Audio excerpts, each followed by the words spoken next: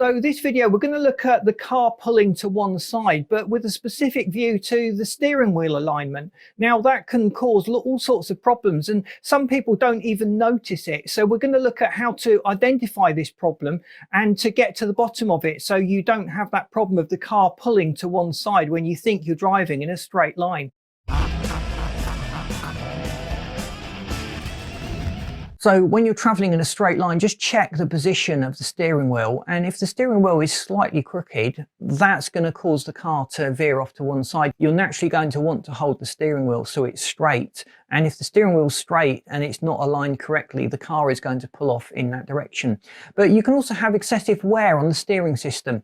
The wheels may start to wander because there's that excessive play. You may have power steering and the power steering system may be malfunctioning. It may work perfectly well when you go to the right, but when you go to the left, there's a weakness there and it's not going correctly, or it's manifesting itself as not correcting when you come out of that turning lock. So check the power steering fluid reservoir is topped up. If you're losing fluid, you've got a leak in the system somewhere, you need to get that sorted as soon as possible. It's a good idea to have a proper professional mechanic looking at problems with the steering system.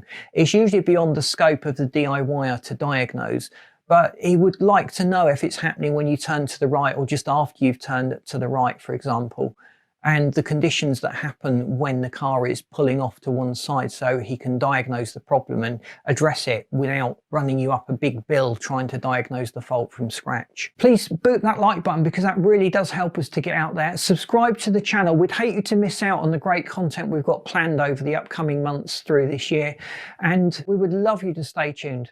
So thanks for watching, and I'll see you in this next video that I've lined up for you.